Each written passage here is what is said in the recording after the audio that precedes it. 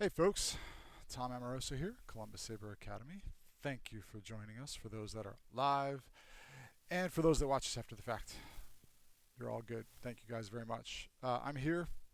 I said this on Tuesday. I'm alone. We're closed. We're not holding on-site classes, so I wanted to get out there and do some virtual classes for all of you guys. Whether you watch them now, live with me now, or you do them after the fact, right? We did our first one on Tuesday. I think it went pretty well. I think I talked a little bit too much, so we're going to do a lot more drills in today's class. We're going to run about an hour probably, give or take. I did get some good comments and some good questions. So I'm going to cover some of those topics that were raised by folks after the Tuesday call session. So if you have any ideas, any thoughts, anything you'd like to see, message me, right? Happy to add it in. We're going to do these on Tuesday and Thursday nights until we can open our doors back up again, and then we'll probably live stream our actual classes when we have everyone here in the room because, hey, we can do it now, and the technology is here. Thank you, Phil. And we're good to go, and it'll be fun, and we'll have some good times. So, all right. With that, let's get things rolling. We'll start off with our stretching routine. I'm going to put my saber down. We'll get that in a minute. We got a little new camera here, so we're going to try to do some side view action as well. So I'll do this from here. Feet shoulder width apart. Up to the ceiling. Nice stretch. It's kind of a modified sun salutation.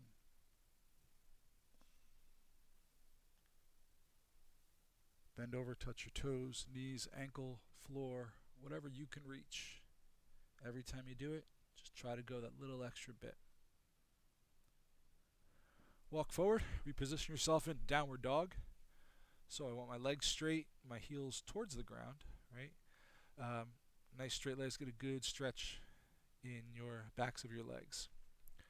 From here we're going to dive down, roll up into Cobra, stretch your lower back, and then up into plank.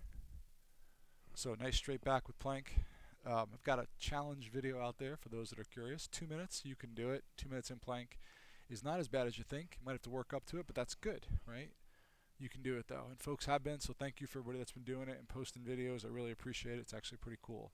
So bring left foot forward and back, right foot forward, back into plank, chin to your chest, head between your arms.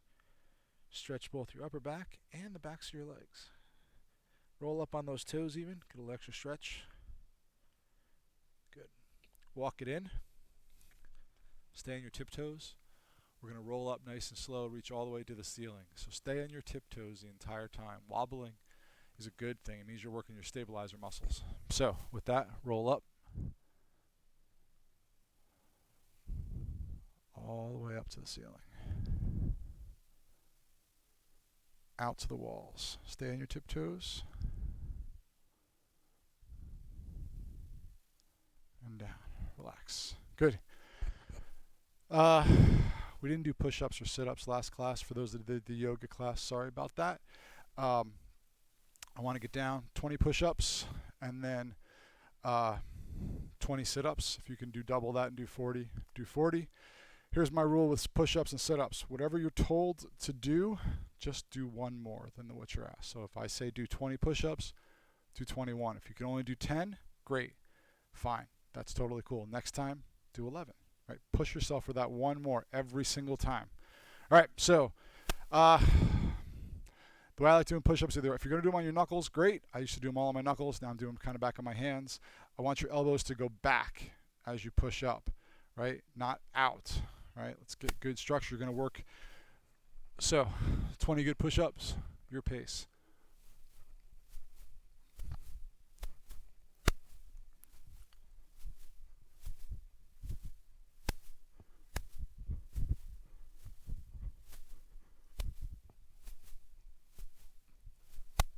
$19, $20, $21. Good. All right. From here, roll over, sit-ups. Oh, the mic's going to get in the way. We'll see how that goes. Yeah, that's going to get in the way. All right, we'll put that down. 20 sit-ups.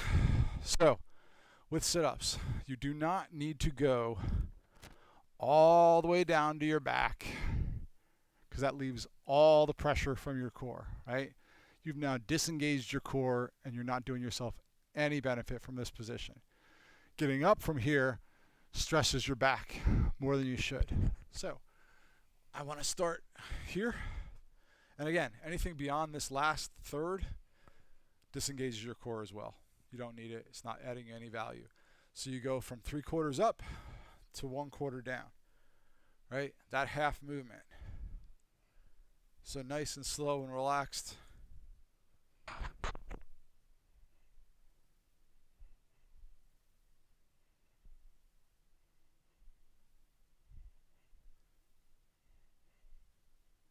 If you want to get up and pull your feet in at the same time, you can do that as well.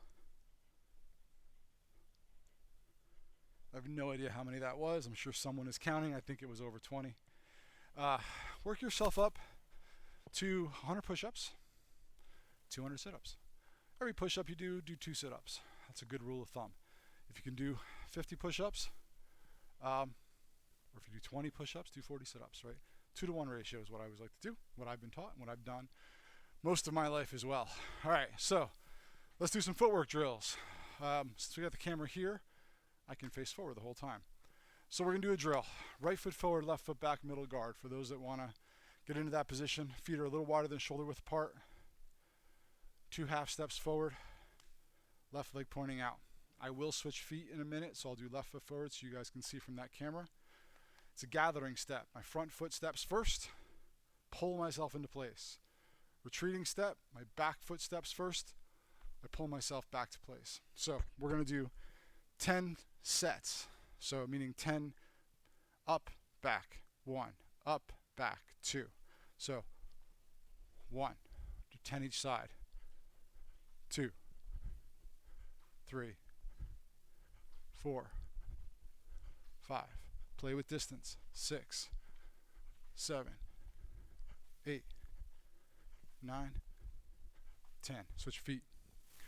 Why do I keep my hands up? Where else am I going to put them? I don't want to weigh them down here because I want to pretend or get used to having something there. So I always want to keep my hands up. So left foot forward, right foot out, 10 up, 10 back. 2. Sorry, I want to get better in the camera. 7, 8, 9, 10. Good. Double advance, double retreat. Same thing. 2 up. So 2 steps forward, 2 steps back. Yes, there is a song, Paula Abdul. If you're too young, go look it up. Sorry, bad joke. So 10 each side. Ready? 1, 2, 3, 4, 5, 6, 7, 8, 9, 10. Switch feet. Left foot forward. Ready? 1, 2,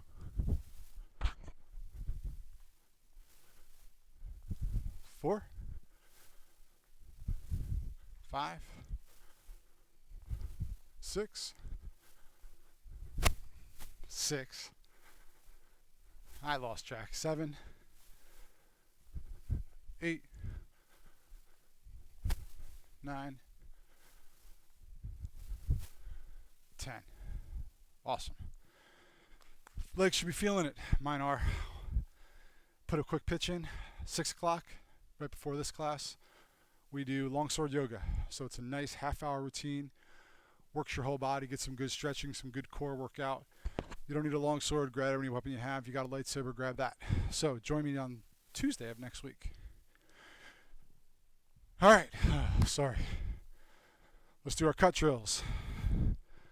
Grab your saber. Turn it on or not, doesn't matter. We're going to start everything in middle guard for this. We're going to do, there we go. Big shoulder, and we're going to do all shoulder, elbow, and wrist, descending cuts with a step forward. So from middle guard, round the head, step down, cut 1. Now we're going to do full cuts. When we get to the wrists and elbows, we're going to end in half cuts. For the shoulder, I want to do full cuts. So pop that bubble, pop, pop. Round the head, step back, cut. That's 1. Up and back. We're going to do 10. 1, 2, 3, 4, 5, 6, 7, 8, 9, 10. There we go. Switch your feet. Left foot forward. Another 10.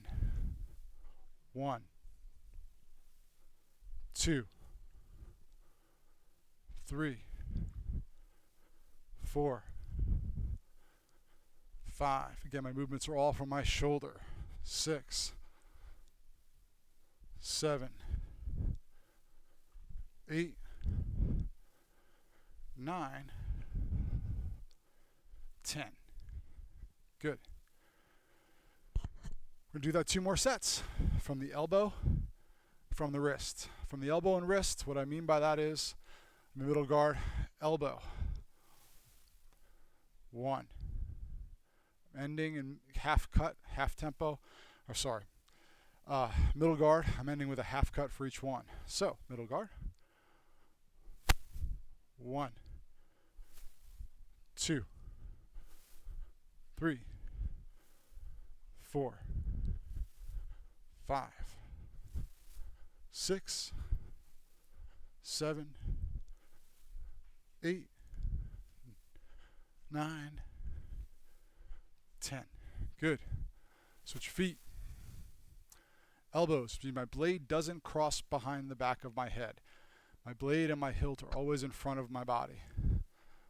1, 2, 3. Still extending on the cut. 4, 5, 6, 7, 8. Using a two-handed weapon. We teach a two-handed style here to everybody to start off with. My apologies to those one-handed fighters. I am too. I have a little saber I fight with one hand all the time. Base curriculum here at CSA is a two-handed curriculum. So, at least to start, right? So, my right hand is out, fully extended. Cutting with my wrist, I'm rotating my front wrist for the cut. Essentially, my hand goes from palm up to palm down. So, 1, 2, 3, 4, 5. My left hand directs my saber. 6. My right hand pushes it forward and back. 7, 8, 9, 10. Good. So again, my right hand is used to move my saber into or away from my opponent, roughly speaking, right? My left hand directs it. It's a lever. It's a mechanical device, right? It's not a imbued anything. It's a mechanical device with a fulcrum where your front hand is, right? If you are using one hand, the way I look at it, I'm sure others look at it differently, and that's totally cool, right? The pivot and the fulcrum is actually between your webbing of your pinky and ring finger, or forefinger, your thumb and forefinger versus your pinky. So the lever action happens. The lever action happens here, right, versus here. So one-handed, you never want to release that pinky from the grip, right? But you want to be able to squeeze it into your palm, right, and use that as the lever. Right hand, left hand, right? My opinion, my thought, what I teach my guys here. If you have other ideas and you want to contribute and throw some ideas in, reach out to me. Let's do it, right? I love collaborating with people on this. So what were we? Left foot forward, wrist cuts, half cuts. 1, 2, 3, 4, 5, 6, 7, 8, 9, 10. When you're doing these, right, can I see that? No, now you can. Make sure your front toes, whatever foot ends up in front, right, that's where you're cutting. Wherever those toes point, I did a story in one of the videos I have in the LEBD Sabering Basics class. I think I just did a footwork alignment video. Check it out. Where that front foot points is where you will naturally cut, right?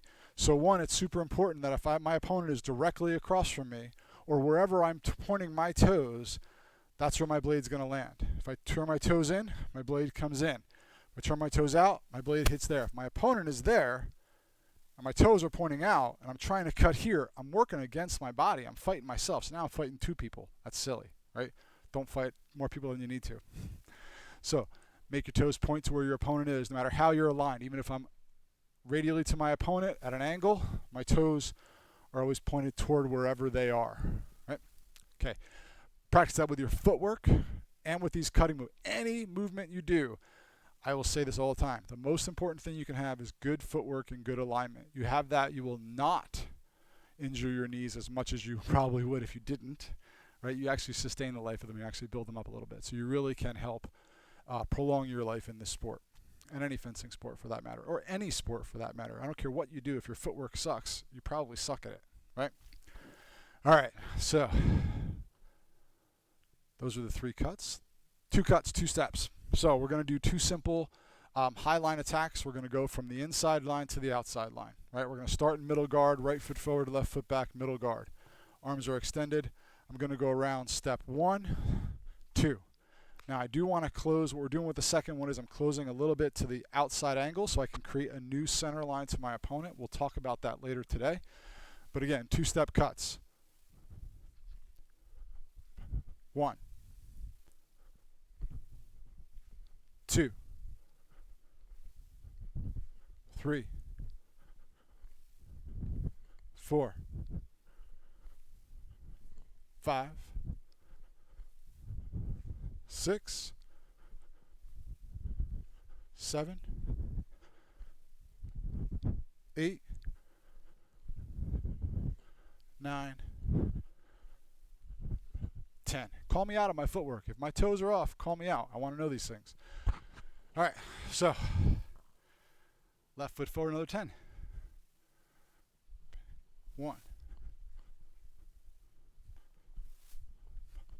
2, 3, 4, 5, 6, 7, 8, 9, 10. So, why are we doing this? 1, it develops muscle memory, right? Do it slow, do it with good form, make sure you're doing proper alignment with your cuts. I probably did all those way too fast. Anybody can do anything fast. Do it slow, that's where you see your mistakes, that's how you can correct yourself. That being said, right? Never throw one attack. If you're in an encounter or a tournament or, you know, whatever the situation is, never throw one attack. At least 2, if not more than that, right? You can't plan 5, 6 attacks. It's never going to work out, right? But you can plan 2, 3 attacks. These 2 attacks, if I'm out of measure with my opponent, I think we talked about this on Tuesday's class, we did about measure. That first attack could be an out of measure attack to draw a response. It could be an in measure feint to redirect their defense to a different side so I can open up a line. It could be they're retreating and you need to gain that, continue to gain measure and distance into your opponent. So you could do 2 actual trying to land attacks. So multiple attacks is always super important. We're going to do one more sequence and build on that. And by the way, you can do all of our 8 cuts in this way. So you really want to get ambitious. Start in shoulder guard. 1, 2, 3 horizontal cuts. 4, 5. Right? You can add upward cuts. 1, 2, 3, 4. So you can add a lot of these in. We're just doing the downward cuts today. I'll add those in as future exercises going forward. Now let's do 3 cuts. High line, low line for the third. And when I say low line, I actually mean right? Line of attack, center of the cut is basically at sternum height.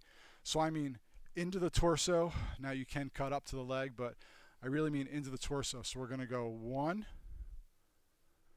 2, wrist cut, 3. So the strike is to under the arm of your opponent, right, into the meat of their torso. So 3 steps forward, 3 steps back. We'll do that one too. So right foot forward, middle guard. 1, 2, 3. We'll do 5 of these each way. 1, 2, 3. It's 1, 1, 2, 3. 1, 2, 2. 3. Oops. Nope. Now 3. 4. 5. Let's switch our feet. I like to switch your feet even though we're doing 3 steps and we are doing the advancing steps, so we are moving forward. It's still a good because I want to do these activities as if I'm in an encounter. So I can be fighting with my opponent, bang, bang, bang. Now I'm left foot forward. Cool. I train from here all the time. The more you train from a posture, from a position, the more your body will just know what you can do in that position. If I always train right foot forward, left foot back, middle guard, and I'm in the middle of a fight and I'm sitting here and I'm tired, I never train in this rear low guard, right? And I find my head's forward, I'm like, what do I do from here? We want to train from these positions so we know, oh yeah, back edge cut, front edge cut, stepping back, right? There's a lot of things I can do from the postures that you land in. And that's all, you know, there's a million, sorry, tangent, it's okay. There's a million terms: guards, invitations, postures, kami, depending on the system you study. Essentially, they are positions you put your body in or positions you find your body in throughout the course of an encounter. If they're intentional and you're putting yourself there, why are you doing it, right? You have to have a reason for every move you do when you're fencing and you're fighting. If you don't have a reason for doing it, why are you doing it, right? Conserve your energy, be efficient in your movements, be precise in your movements, right? That's why you gotta move with intention. So if I'm in a guard and I want to go into middle guard, it's intentional because I want to keep my blade before my opponent. I want them to do something to my blade, or I want them to step out to a line, right? I'm inviting them to do something. If I drop down into a low rear guard or a side low guard, right, my tip is down, my blade is back, I might even lean forward a little bit, put my head into my opponent. I'm doing this with intention because I want them to come down. I want to gauge where their strike, I want to direct where their strike's going. Move with intention, right? If I'm tired, I'm in the middle of a bout, and I find myself up against the wall, and I'm leaning back, maybe I trained from here, I don't know. I kind of start from this position sometimes. Reminds me of this one. This is what I can do, right? Your body starts to know. So with that, let's do left foot forward, the last drill, 3 cuts. We're going to do 5 of them, up and back, 1. So step, step, 1. Oh, sorry, it's the front. Now the backwards, 1, 2,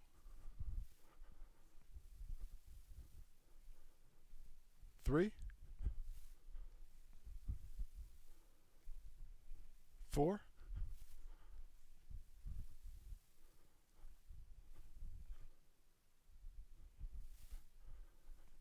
5. Right? Practice those. And again, make your own combinations up. If you found a good combination you like, message me. We'll put it in. I'll credit you totally, right? Mark created this. Tyner created this, right? Whatever you need to do. So we do 8 different cuts as part of our cut drill. Check out the cut drill in the Sabering Basics video series that I did. We have 8 basic attacks. Actually, there are 8 cuts and a thrust. You can apply any of those 8. Most of them can be done from all of the guards that we practice. Again, sometimes you transition between one to another. So if I'm in middle guard and I want to do a descending cut, I'm in high guard now. Cut through into a full cut. Oh, now I'm in low guard. Middle guard, high guard, cut, right? So you're always transitioning through a guard for the most part, right? That's all a cut is, an attack is moving from guard A through my opponent to guard B. So practice those cut drills. Let's cover a little bit of defense, then I want to talk on center line. So let's go through our defensive actions. Right foot forward, left foot back, middle guard. Right, we're going to do inside middle block. Inside middle block, I pull my arms in, cover my inside. I'll do it left foot forward in a second so you get a better side view. But if you look forward, no part of my shoulder is outside of my guard. I'm not leaning too far forward because the more I prem my tip forward, the more their blade can sneak around. The more my arms are forward, the more their blade can sneak around. The more my blade is perpendicular to the ground, the more their blade can hit. And I've got some things to hit in the front of my face here, right? So, angles in, my tip is in the middle line of my body. I don't want to parry out and block out to the side and do this windshield wiper. Does it work? Sure, if it stops you getting hit, right? But the problem is the minute I do this, if I want to hit my opponent who's across from me with the tip of my saber, it's got to travel from way the heck over there to my opponent's head as opposed to here, right? So I'm being lazy. I want to be efficient, right? I want to move as little as I can. So if I windshield wiper a block, I've got to travel a long distance, which means it takes longer. Not slower, takes longer, right, to get to my opponent. So, right foot forward, left foot back, middle guard. Inside middle block. Outside middle block. Again, you don't want to expose anything on the outside. A lot of people will kind of cheat this in a little bit, and now my arm's exposed. Some like to do this. That elbow is a great target. You give me that elbow, I want to hit it every time. Rock hits my elbow every time I do that by mistake, right? So, outside middle guard. Inside, outside. Left foot forward, middle guard. Inside middle block. Outside middle block. Inside middle block. You can see where I'm defending against because the attack's coming in as a descending cut. Here comes the rain, so apologies if you hear some background. We'll deal with it, right? So let's go through all 8 of our blocks. If you've not done these before, follow along. I'll do it at least 2 or 3 times both sides. If you're in my class, this is our classes. This is our standard, blocking pattern, right? Inside middle, outside middle, inside low, outside low, inside inverted, outside inverted, inside high, outside high, back to guard. One more time. Inside middle, outside middle, inside low, outside low, inside inverted, outside inverted, inside high, outside high. Good. Let's talk for a little bit about the high block. Then I want to talk about center line and line of attack and get into some radial movements. And sorry if my mic was a little close there. We talked a little bit about this, I think, when we did one of the partner drills. So there's a drill, it's a partner drill of Tanner and I doing a descending cut, a downward cut with a high block. I counter with a horizontal cut. He defends that with an inverted parry, comes back. So it's strike, block, strike, block, strike, block, strike, block, right? The actions for that are block to the strike, horizontal cut, block to the strike, horizontal cut. So you'll see that in the video. Take a look at it. It's a great drill. If you have somebody you can do it with, grab them and just practice it. The trick is flip rolls halfway through, right? So practice that. High block. Right foot forward, left foot back, middle guard. Kind of start everything from there. If an attack is coming into the top of your head, let's talk about the scenario for a second. My opponent is across from me. They are close enough where they can step forward and hit me in the head. I want to go in a middle guard, let's say. So now my blade is out into their face. Well, if they want to step forward and they are here in a high guard, right, they're going to come down and smack me in the top of the head, right? If they're there and my blade's out and they want to walk forward, come on, walk forward into my blade. I don't care, right? So I want to trigger them. So I want to change my guard. So I want to drop down to a low guard. I might bring my arms all the way in. I might keep my arms forward.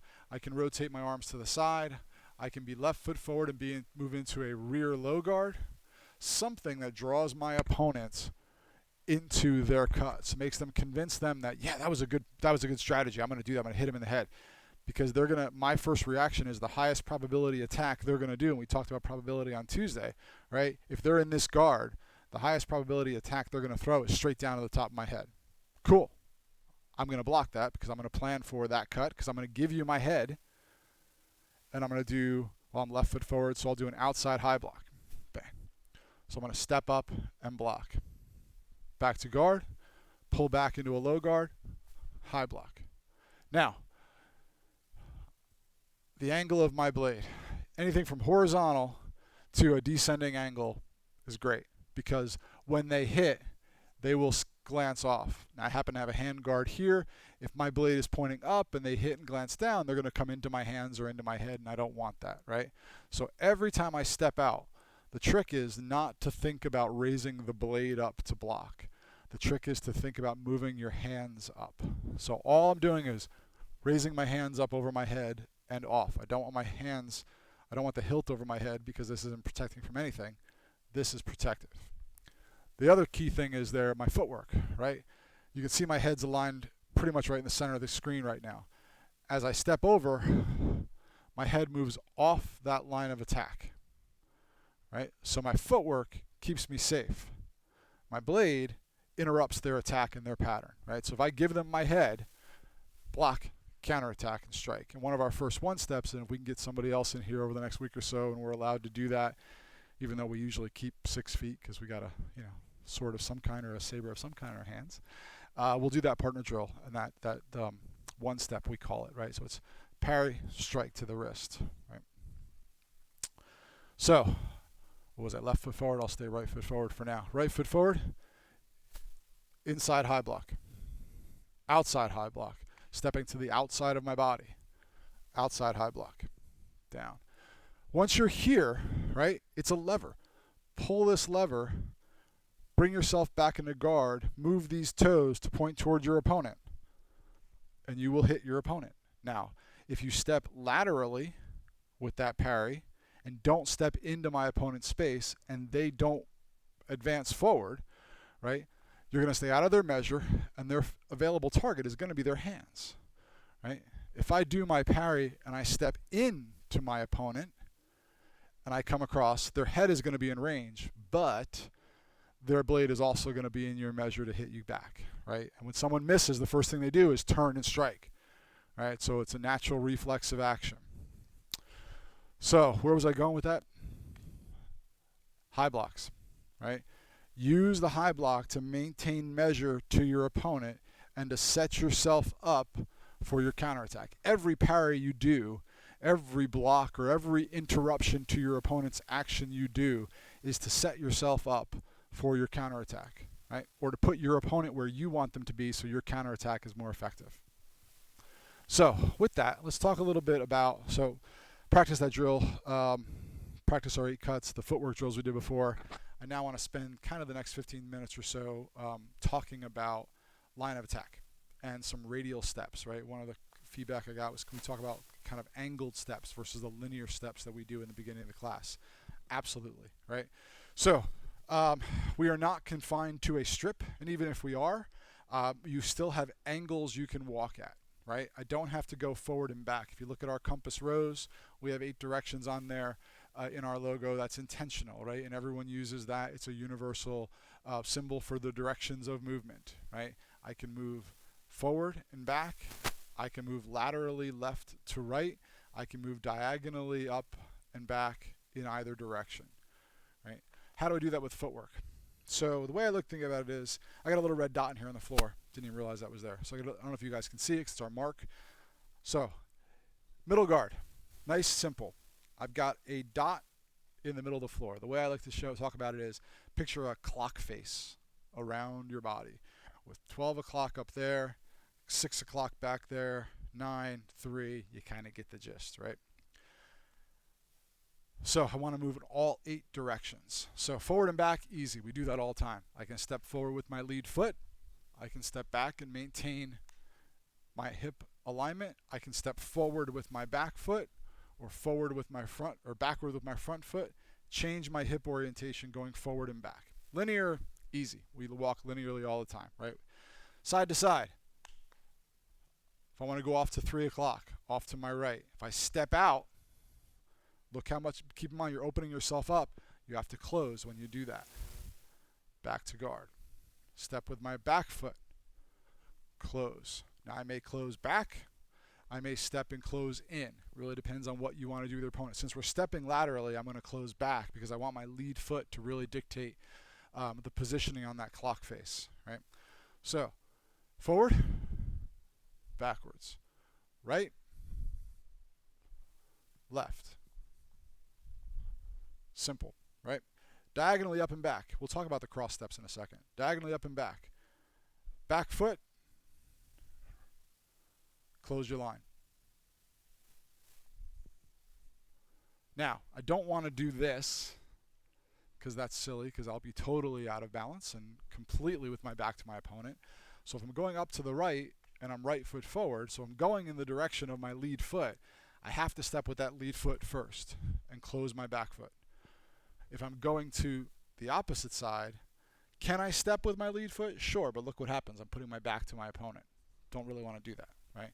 So I want to step with that back foot and close. Backwards, same thing. I don't want to cross back, so I'll step back with the lead foot, back with the close foot. So 8 movements. Forward, back, right, left,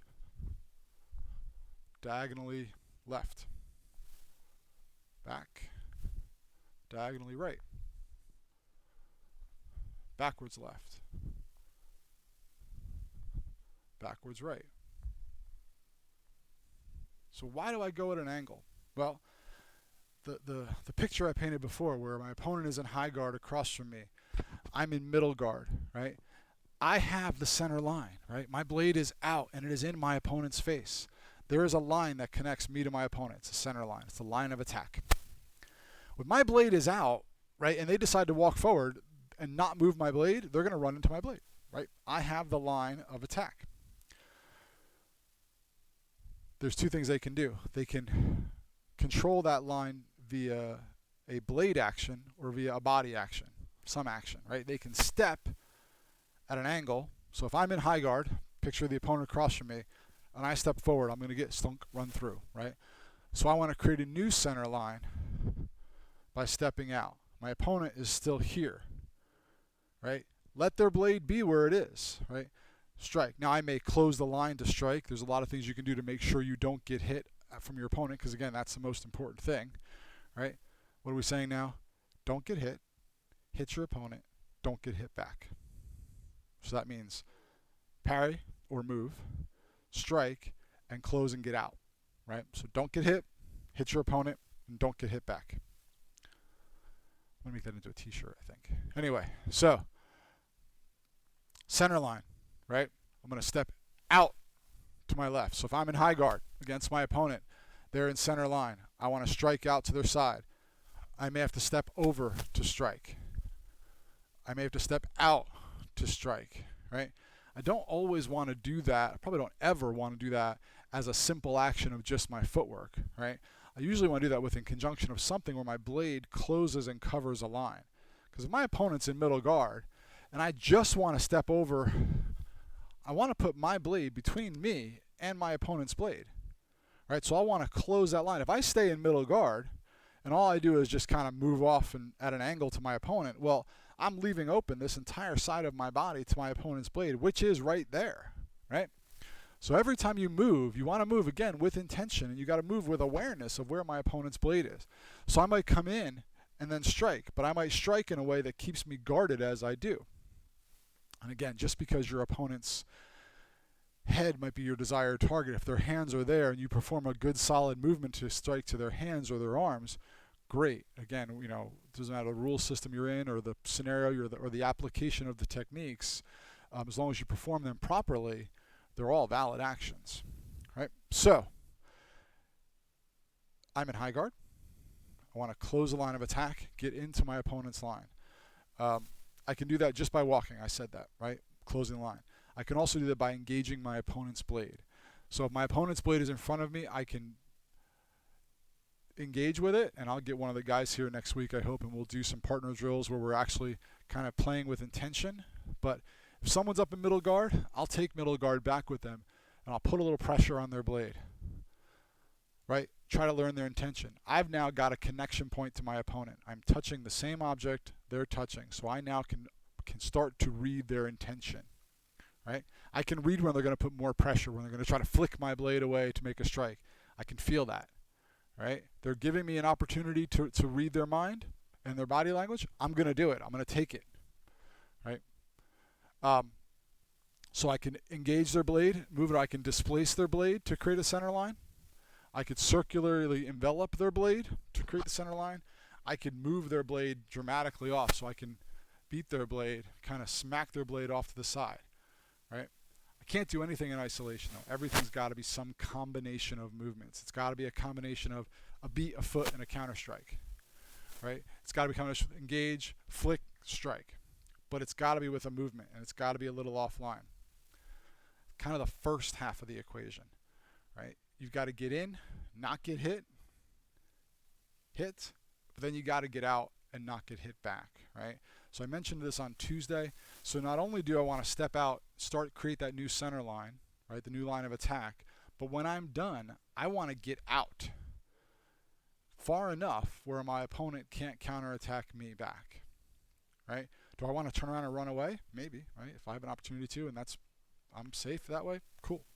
But essentially, I want to be able to strike, hit, back out, and close the line. I always want to make sure that I'm covered so that their natural response, whether it's a reflex action or whether it's an intentional counterattack, doesn't hit me, right? Simple as possible. So, where are we going to go from there? I don't know. Let's see. So, talked about high blocks. We talked about guards coming in. We talked about foot alignment again. We covered quite a bit. What I would say is we're going to do some more push-ups and sit-ups before we close out. You got a lot to practice from this one alone. I'm going to cut up a few of these so we can actually do those isolated footwork drills. Do them, right? So advance. If you have a saber in your hand, great. Advance, retreat, advance, retreat. I talked about this last time, I think. I always kind of bring it up, right? We naturally step forward in bigger strides than we do stepping back. You might have to take a bigger intentional retreat in order to move yourself forward. Cool, right? But practice that. If you don't practice it, you will never do it when you're planning, when you're fighting, because again, once we're in measure to each other, right? Once we're inside 8 feet of each other, which if you look at the stripes on the floor here are 2 of these stripes, that's pretty close. If I line up and foot on my toes on 1 stripe and my opponent's toes 2 stripes away, we're close. We're in measure, right? 3 stripes, 1 step in, we can hit each other. So while I can think a little bit at this distance, once I'm here, it's all actions. It's all muscle memory. So practice your footwork. Practice your cuts with your footwork. Single cut, retreating cut. Advance, retreat. Advance, retreat. Horizontal, advance, retreat, advance, retreat. Upward, advance, retreat. Mix them up. Advance, retreat, right? Let's close on that. I like that one. I haven't done that in a while. So right foot forward, left foot back, middle guard. We're going to step forward and cut down. Rotate the blades, step back and cut up. Step forward and cut down. Cut up as the back, right? We're going to do 10 of those together, and we're going to switch sides. So 1, 2, 3, 4, 5, 6, 7, 8, 9, 10. Switch your feet. 1, 2, 3, 4, 5, 6, 7, 8, 9, 10. Let's do some push-ups. So, push yourself on this. 20 push-ups, 40 sit-ups, and then we're going to do the closing stretching routine. All right, your pace, your count. Again, if you can only do 10, do 10. If you do 8, do 8. If you do 50, whatever. Do the number you can do. Push yourself one more. Hear me breathing too heavy.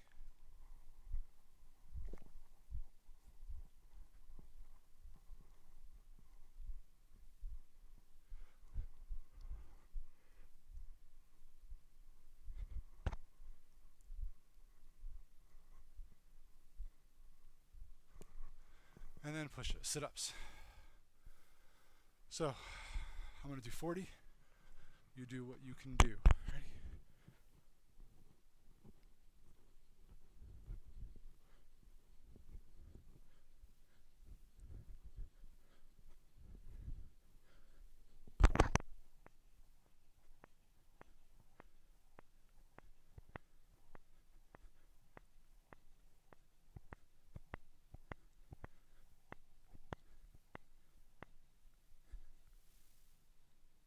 Done. All right. Whew, I'm tired. Hopefully you guys are too. All right, we're going to do our closing stretch. Same as the opening stretch, right? It's our modified sun salutation. And then we'll wrap things up. So, with that, up to the ceiling.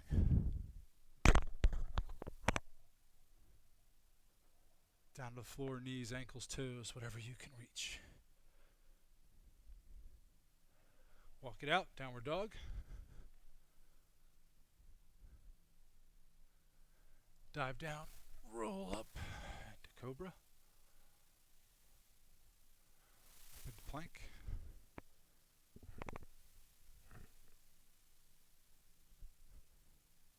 Chin to your chest, head between your arms. Flex those feet. Walk it in. Stay on your tiptoes and roll up nice and slow. All the way to the ceiling. And out. And down. That's it. Thanks, everybody. I appreciate it. We're going to do this Tuesday and Thursday nights. If you have things you want to see, things you want to talk about, things you want to show, learn, whatever, ping me, and we'll talk through it. All right? Thanks, everybody. Have a good night. Keep training. Thanks. Bye.